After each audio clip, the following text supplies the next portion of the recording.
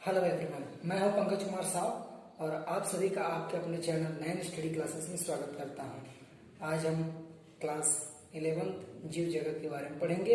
ये हमारा जो पार्ट बन रहा है वो सेकंड पार्ट है, ठीक है। अब इसके बाद हम थर्ड पार्ट में इस चैप्टर को क्या करेंगे, कंप्लीट करेंगे। चलिए आगे पढ़ते हैं। अगला है, देख लीजिए जाति, है ना। जाति, इस टॉपिक को हम आज पढ़ेंगे। ये जो टॉपिक हमारा क्या है, जाति। तो जाति किसे कहते हैं? किन्हीं वैज्ञानिक के द्वारा कहा गया है, ये कौन से वैज्ञानिक है, मेयर द्वारा कहा गया कि आपस में संयोग या संकरण करने वाले जीवों के समूह को क्या कहा जाता है, जाति कहा जाता है। कि एक ग्रुप होगा, एक समूह होगा, एक समष्टि होगा, जिसमें जितने भी जीव आते हैं वे आपस में क्या करते हैं, संभोग करते हैं, संकरण करते हैं या प्रजनन की क्रिया करते हैं, तो उसे क्या कहा जाता है, उसकी जाति कहा जाता है। ठीक है, मेयर ने ऐसा कहा। तो यह जो है वो जाति की परिभाषा हो गई।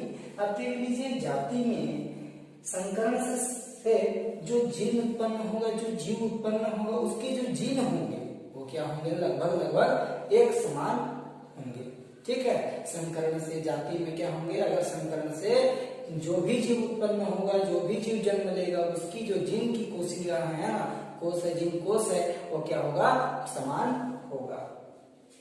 किसी कारणवश अगर जन्म लेने वाला जो जनक होगा, है ना, जो जनक होगा वो अगर पृथक्कृत है, ठीक है, किसी कारण जो जनक है वो क्या है, पृथक्कृत है। कहने का मतलब उसकी जो आनुवांशिक विचलन है, उसके जीनों में आनुवांशिक विचलन है, और तब वह क्या करेगा, एक नई जाति को क्या करेगा, जन्म देगा, नई जाति का विकास होगा। ठीक है, अगर जनक में पृथक्करण है अर्थात आनुवांशिक विचलन अगर पाया जाता है, जीनों में कुछ डिफरेंस है उसमें, है ना, तो क्या करेगा, नई जाति को जन्म देगा। अगर जनक अपनी जाति को छोड़कर दूसरे जाति या दूसरे समूह से अगर संकरण करता है तो उसके गुणों को क्या हो जाता है, वहां ह्रास हो जाता है और उसकी आनुवांशिक विचलन और भी बढ़ जाती है, जिससे उसकी पीढ़ी ज्यादा आगे ना बढ़ के क्या हो जाती है, वहीं पे खत्म हो जाती है। ठीक है, अब देख लीजिए उपजाति। उपजाति किसे कहते हैं कि एक ही जाति का जो जीव है, एक जाति का जीव अलग अलग स्थानों में रहने के कारण उसमें क्या आ जाती है, भिन्नता आ जाती है। फॉर एग्जाम्पल, एक ही घर के दो बच्चे हैं, एक कहाँ रहता है, विदेशों में रहता है, एक गांव में रहता है, उनकी जो भिन्नताएं हैं वो आपको डेफिनेटली देखने को मिल जाती होगी, है ना। उसमें जो भाव व्यवहार है ये सभी उसमें चेंजेस आती हैं, कुछ ना कुछ क्या हो जाती है, चेंज हो जाती हैं। उसी प्रकार क्या होती है कि एक ही जाति के जीव जब अलग अलग जगहों में रहते हैं तो उनके गुणों में, उनकी जीनों में क्या हो जाता है, भिन्नता पाई जाती है।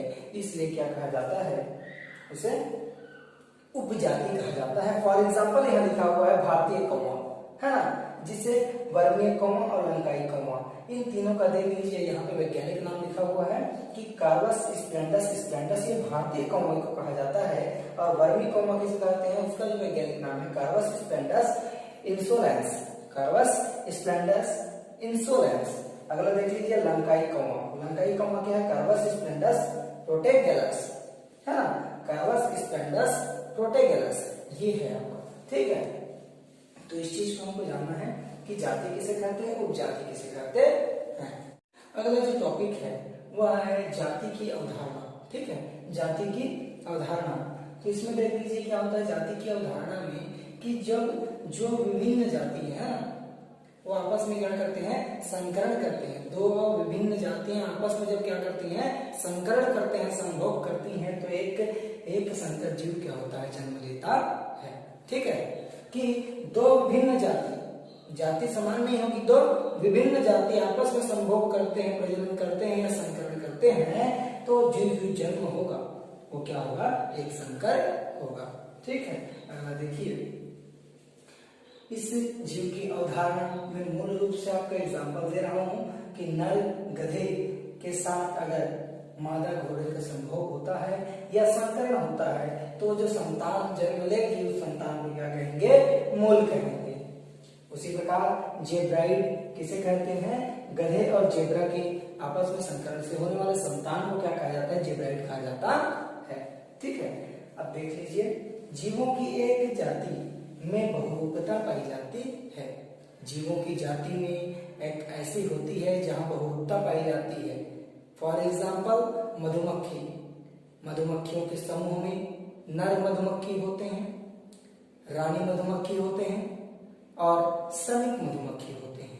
3 कैटेगरी के होते हैं ये आपस में, लेकिन मधुमक्खी की ही श्रेणी में आते हैं, मधुमक्खी के ही ग्रुप में आते हैं।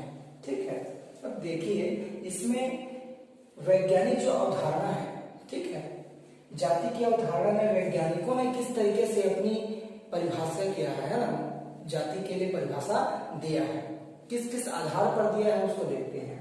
तो पहला दिया है जाति की आकारिकी अवधारणा। आकार के आधार पर क्या क्या है अवधारणा दिया है, किसने दिया है? किसने? लिनियस और उसके साथ जो वैज्ञानिक थे, है ना, उनके सहयोगी जो वैज्ञानिक थे, उन्होंने दिया है कि क्या कहा है? जीवों के एक समान समूह को, एक समान समूह को, मीन्स ऐसा ग्रुप जिसमें जीव हो, एक बड़ा सा ग्रुप हो, एक समूह हो, एक समष्टि हो। ठीक है, तो क्या कहलाता है? समान, एक समान समूह के जो जीव हैं उन्हें क्या कहा जाता है?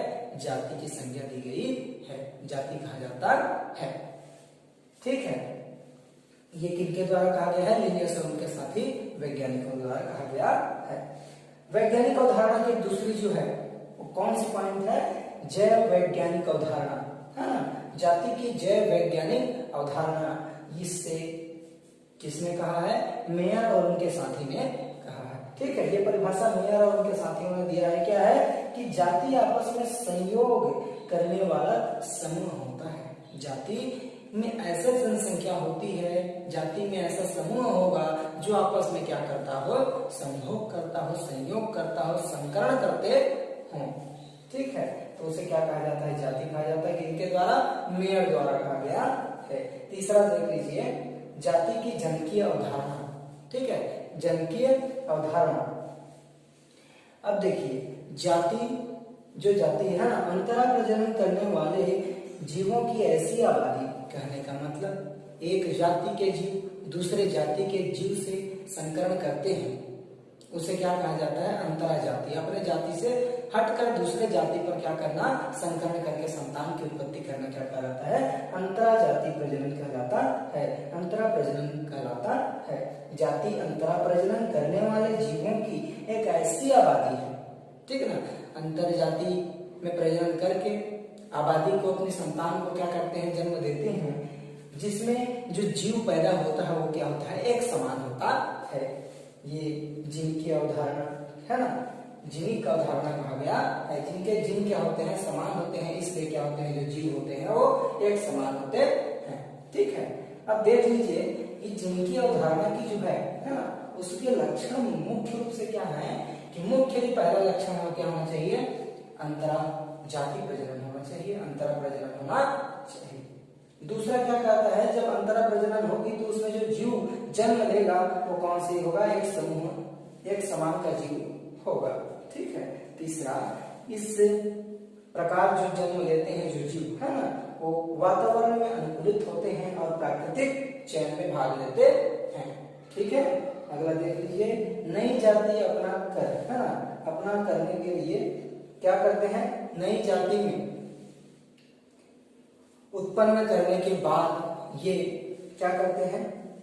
प्रकृति में, वातावरण के साथ अनुकूल परिस्थितियों में, है ना, अनुकूल परिस्थितियों को झेलने के लिए भी क्या होते हैं? ये सक्षम होते हैं और नई जाति उत्पन्न करने के लिए क्या होती है? इनमें क्षमता पाई जाती है। अगला है, देख लीजिए, जाति व उपजाति में अंतर। ठीक है, जाति और उपजाति में क्या अंतर है उस चीज को देखिए। तो जाति में क्या होता है कि गुणों का क्या होता है? यहाँ विभाजन होता है। जो भी गुण होंगे उसके अंदर उसका क्या हो जाता है? विभाजन हो जाता है। उसकी जो जनक है ना, उसकी जो संतान होगी उसमें गुणों का क्या होगा? विभाजन होता है ना। जाति में जो जीव जन्म लेता है उसके गुणों में क्या होता है? विभाजन होता है। और उपजाति में जो जन्म लेता है उसका क्या? जातियों में विभाजन होता है। ठीक है, अगला देखिए, कि आकार में बहुत क्या होता है, अंतर होता है। ठीक है, आकार में क्या होते हैं, अंतर होते हैं, बहुत ज्यादा अंतर होता है, लेकिन इसमें क्या होती है, उपजाति में कोई अंतर नहीं होता, एक समान जो जीव होते हैं एक समान पाए जाते हैं। अब देखिए अगला, अलग अलग जातियों में प्रजनन नहीं होता। अगला पॉइंट क्या कहता है कि जो जाति के जीव हैं वे अपने जाति को छोड़कर अन्य जाति में प्रजनन नहीं करते, संकरण नहीं करते, संभोग नहीं करते। ठीक है, अपनी जाति में ही प्रजनन करते हैं, अपने जाति से छोड़कर अलग जाति में क्या नहीं करते, संकरण नहीं करते। कौन सी जाति वाले जो जीव हैं। अब देखिए उपजाति वाले के जीव क्या करते हैं, उपजाति वाले जो जीव हैं अपनी जाति में जो भी जीव है उसकी उपजाति से क्या कर लेते हैं, संकरण कर लेते हैं। अपनी जाति के उपजाति के जीव के साथ, है ना, अपनी जाति में जो भी उपजाति आती है उसके साथ क्या कर लेते हैं, संभोग कर लेते हैं, संकरण कर लेते हैं, नए जीव को जन्म दे देते हैं, यह प्रजनन किया। ठीक है, इन दोनों में इतना अंतर है। अब हम पढ़ते हैं वर्गीकी के पदानुक्रम। ठीक है, वर्गीकी के पदानुक्रम, किस प्रकार जीवों को एक एक क्रम में बांटा जाता है ना, जिससे हमें उनको पहचानने में क्या होती है, आसानी होती है। ठीक है, उनका किस तरीके से नामकरण किया जाता है, इस पॉइंट को हम क्या करेंगे, इसमें पढ़ेंगे। तो वर्गीकी का जो पदानुक्रम है, ठीक है ना, अब देखिए इसमें कुछ पॉइंट लिखा हुआ है, क्या, जैव वर्गीकी। जैव वर्गीकी, जैव वर्गीकी क्या है, तो जैव वर्गीकी जीव विज्ञान की एक ऐसी शाखा है जिसमें जीवों को क्या किया जाता है, वर्गीकरण किया जाता है, मीन्स उनको एक पद में रखा जाता है, एक क्रम से क्या किया जाता है, उनको रखा जाता है, व्यवस्थित किया जाता है। ठीक है, जिसे क्या कहा जाता है, जैव वर्गीकी कहा जाता है।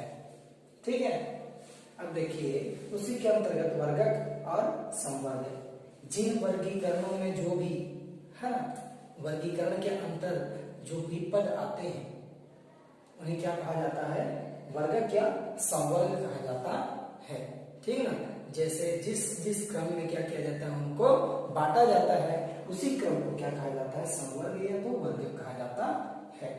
अगला जो पॉइंट है संवर्ग, संवर्ग में लक्षणों के आधार पर समूहों में क्या किया जाता है, बांट दिया जाता है। संवर्ग के आधार, संवर्गों में क्या किया जाता है, ऐसे जीवों के जो लक्षण के आधार पर उनमें रखा जाता है ना, जीवों के जो भी लक्षण होंगे संवर्गों में रखे जाते हैं, उसी रखे हुए जो लक्षणों के आधार पर रखे जाते हैं उसे क्या कहा जाता है, वर्गीकी के पदानुक्रम कहा जाता है। ठीक है, संवर्ग में जीवों के लक्षणों के आधार पर रखा जाना क्या कहलाता है, वर्गीकी का पदानुक्रम कहलाता है। ठीक है, अब देख लीजिए इसमें जो संवर्ग होंगे मुख्य रूप से क्या होती हैं, पहले क्या लिखा जाता है, जाति, जाति जिसे क्या कहा जाता है, किंगडम कहा जाता है। उसके बाद आता है संघ, संघ को क्या कहते हैं, फिलम, वर्ग, क्लास, गण, ऑर्डर, कुल, फैमिली, वंश, जीनस, जातीय, स्पेसीज। ठीक है, ठीक, वर्गीकी के पदानुक्रम में, है ना, वर्गीकी के पदानुक्रम में हम जो पहला पढ़ रहे हैं वो कौन सा पढ़ेंगे, अभी जाति के बारे में, है ना, जाति के बारे में क्लियर करते जाएंगे। ठीक है, तो पहला क्या आता है, जाति, जो संवर्गों की जो पहली इकाई है, संवर्ग की क्या है, वो पहली इकाई है। संवर्ग की पहली इकाई है वह छोटी आधारभूत इकाई है, कौन सी है, वह जाति। ठीक है ना, एक प्रजाति के जीवों का में आपस में संकरण करना, वही क्या कहलाती है, जाति कहलाती है। यह तो मैंने पहले भी पढ़ा चुका है 2-3 बार, है ना, तो उसको आप ध्यान से देखिए कि जो एक समूह में आपस में क्या करते हैं, जो जीव होते हैं वे आपस में संकरण करते हैं, तो उसे क्या कहा जाता है, जाति कहा जाता है। फॉर एग्जाम्पल से देख लीजिए कि पैंथेरा लियो, पैंथेरा लियो ये सिंहों की जाति को क्या करता है, बोध करता है। पैंथेरा टाइग्रिस, है ना, टाइग्रिस ये बाघों की जाति को क्या करता है, बोध करता है।